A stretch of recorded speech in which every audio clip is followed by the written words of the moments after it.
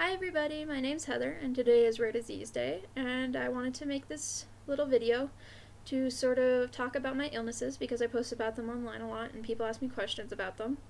And I also wanted to sort of talk about what it's like to have a rare disease in and of itself. So today's Rare Disease Day, and about 2/3 of people who are diagnosed with a rare disease are children, but the other 1/3 are adults that are diagnosed, and I was one of the lucky people who's diagnosed as an adult.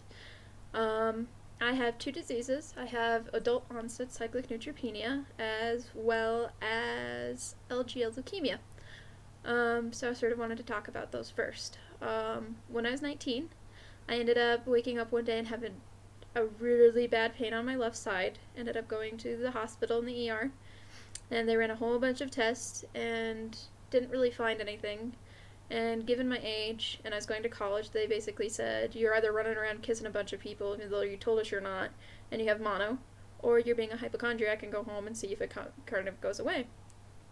So I ended up going home, and for 3 days I was in a lot of pain, and it kept getting worse and worse. So after 3 days I ended up going back to the ER, and I was lucky enough at that point in time to have a competent doctor on the floor, and he redid my blood work, and he did an ultrasound, and he ended up finding that my spleen was really enlarged and that I had really low white blood cell count at that point in time.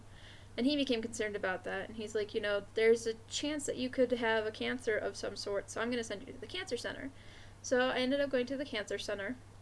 They went over all my paperwork, and they didn't really think it was dire. I was having all of the signs for non-Hodgkin's lymphoma, so I had a whole bunch of tests run. I had a CT scan done, CAT scan done, PET scan done, more ultrasounds done, tons and tons and tons of blood work. I had a bone marrow biopsy done, and after a few months, it was decided that I didn't have non-Hodgkin's lymphoma, didn't really have a cancer at all, but instead I had adult onset cyclic neutropenia. And adult onset cyclic neutropenia is really rare. Cyclic neutropenia in and of itself is really rare. Usually it occurs in children, but it goes away. But sometimes it'll just sort of happen in adults and they don't really know why. So I was diagnosed with this, and at that point in time, my doctor wasn't really helpful. He didn't know a lot of information about it, and he basically said, there's not a lot I can do about this, but you should come back every month and check in with me. And because I was 19, I didn't really want to deal with it at the time, so I stopped seeing him, which in hindsight was probably a really bad idea. So basically what happens when you have neutropenia is your neutrophils, which are a type of white blood cell, end up dropping really drastically for whatever reason, and because of this you have a really low immune system. You can't fight off bacteria or viruses really well. So after my diagnosis, about every 3 months I started getting really sick. I had sinus infections, I had pneumonia, bronchitis, ear infections, had a really bad kidney infection, had meningitis that actually ended me up in the hospital, had UTI, and a lot of these were actually really resistant to different types of bacteria, to antibacterials and whatnot, so I had to take multiple courses of antibacterials and be on really weird stuff. So in 2012, I ended up getting a really bad skin rash on my arms and my legs, and we couldn't really figure out why. And because at that point in time I didn't have a primary, and because I didn't have a hematologist at that point in time, the doctors that I was seeing in the urgent care decided that I needed to see another hematologist to sort of see if there was something going on with that. So I got sent back to the cancer center because they're the only place in my town that has hematologists, and I got a new doctor. And on our first consult, she ended up asking me why I left my previous doctor, and I explained to her that it was because he didn't really care. He was nonchalant, and I didn't really want to keep coming back if he didn't want to do anything. He didn't really want me around. So she ended up really being proactive and has been a really amazing doctor for me. She started running blood tests to sort of reaffirm that I had adult onset neutropenia because it's so rare. So we were running tests, and the October, because it takes a few months for you to actually figure it out and just sort of map out the cycling. So I was supposed to, come in every week, get my blood work done, and just go home and sort of wait for about 3 to 4 months. But the problem was in October, I ended up getting really sick again. I got bronchitis, and then a week later I ended up having an appendicitis and had to have my appendix removed. So I was just really getting sick at that point in time, and my doctor sort of was curious about that.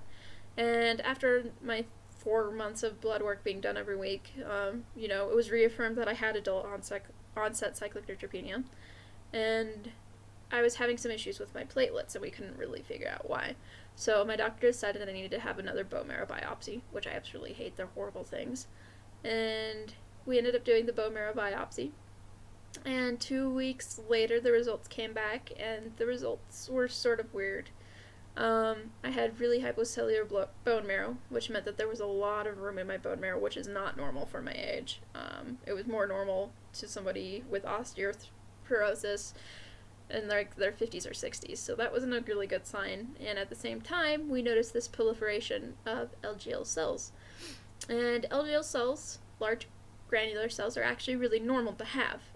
Anytime you get really sick, your body sort of sends these out, and they're like major attackers that, attack pretty much any illness that's in your body. But in order to be officially diagnosed with LGL leukemia, we had to wait 6 months. And because my doctor knew my history at that point in time, she said that, there's a really good chance that I probably did have LGL leukemia, which is large granular lymphocytic leukemia, just for those who don't know. And so I had to wait 6 months. I had a whole bunch of tests run during this time to sort of see if there's any issue going on with anything else. Nothing really cropped up until a week before I was officially diagnosed with LGL leukemia. I was also diagnosed with systemic lupus. So that was sort of like a shovel to the face, but that wasn't as big of a deal to me, because it wasn't really as big of a factor as, cancer can be. So a week later, I was diagnosed with the LGL leukemia. And basically, in order to have LGL leukemia, you have to have a proliferation of these LGL cells in your blood work, and they have to have a clonality factor to them, which means that they're cloning themselves for no reason. They just keep multiplying and multiplying and multiplying, which means that your other counts end up dropping off because they're being basically eradicated by this cell, because your body can only have so many cells in it at a time. So I was given that option when I received the official diagnosis to either go on to treatment or to have a watch and wait approach, which is pretty common for LGL leukemia. I should mention that during the 6 months before my diagnosis, I tried to do as much research as possible as I could on LGL leukemia, because I'm the kind of person who researches the heck out of everything.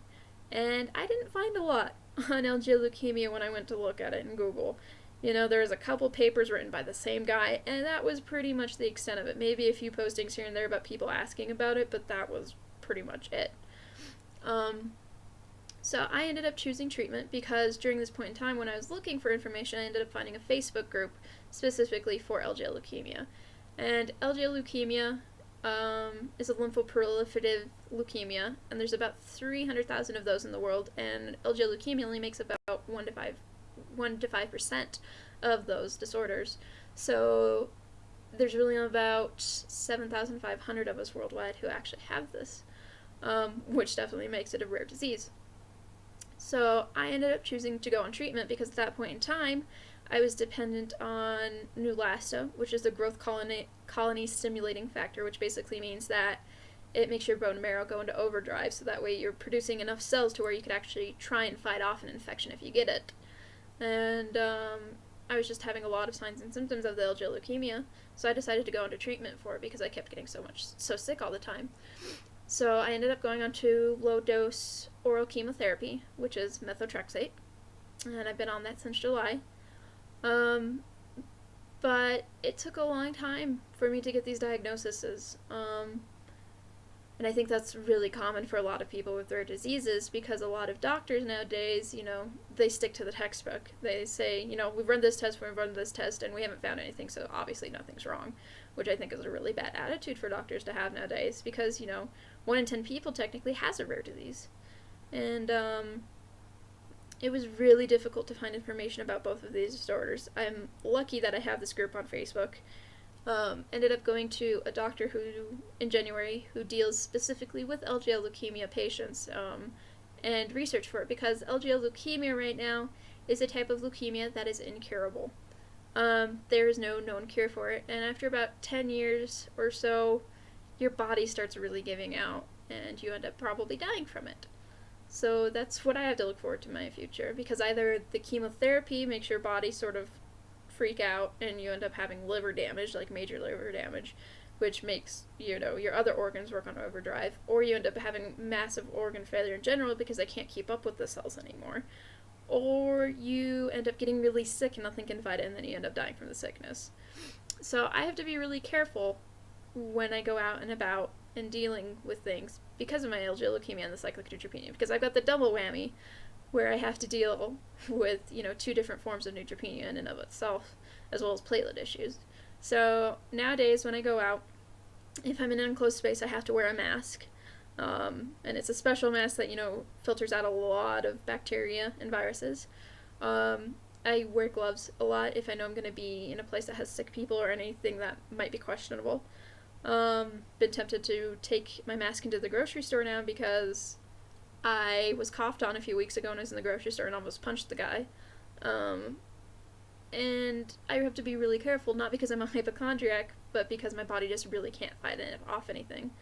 So chemotherapy was the main thing that was prescribed to me, and I actually found out today that I might be approved for a clinical trial that could actually cause remission, so hoping on that. But it took a long time for me to get these diagnoses, and I think, like I said previously, that that's really common in people. If I could say anything to somebody who's going through an unknown illness right now, is don't give up. You above all else know what's going on with your body, and you above all else know if you're sick or not. I knew long before the doctors did that something was wrong with my body. And, if your doctor's not working for you, you need to get rid of them, because the fact of the matter is we're paying them, and if they're not doing their job, then they're not the right doctor for you. And that's sort of a lesson that I learned with my first doctor that, gave me the diagnosis of my neutropenia, but didn't want to do anything about it because there were treatment options available that he didn't take the time or effort to look into and research for me. As well as, with your doctors, you always usually have to fight your insurance companies for treatment options and things like that. My Neulasta shots cost $18,000, and I have to get one monthly. So that ends up totaling about the average cost of a house in a year. So my insurance company is probably not very happy with me right now, along with all of the other stuff that I have going on. Because of the LGL leukemia, I have issues with my joints, specifically my hips, my spine, and my femurs are the main things that are affected, and my left arm right now. The LGL cells themselves actually attack the joints, and there's a lot of people who have LGL who also have rheumatoid arthritis because it just goes, haywire on the joints for some reason. They don't really know why. LGL leukemia itself is a genetic malfunction. Your genetic wiring just sort of goes haywire, and they don't really know why, and it can happen to anybody. It's not passed down genetically or inherited through any of my family members. All of my family members are perfectly healthy. I don't have anything wrong with them, so I've sort of been going this on my own. And I think that's another really common thing that people with rare diseases have to go through. And I just want people to know that if you think you have a rare disease, that you really can't give up. You really do know your body best. And, it's going to be a hard time to sort of figure these things out. It was a really hard time for me. So from my first original diagnosis to leukemia, it took 6 years. And I think that's pretty common for people to, be misdiagnosed, to be called a hypochondriac, and to be sort of thrown under the rug by the medical community. And that's not fair. So you need to find a doctor that works for you. And just want to say to anybody else out there who has a rare disease that I understand, I totally feel where you're coming from, and it's really hard for us, I think, a lot of the time to sort of deal with our illnesses because there's not a lot of people out there who understand it and who deal with it. So I have a lot of friends on Tumblr and Facebook now who have sort of a backstory about me, but this is really a better overview, and I've gotten a lot of support from them. I've met a lot of people on Tumblr who have cancer, and they're going through a lot more than I am. But because my disease is so rare, there's not a lot of research going on for it, so I'll probably eventually die from it.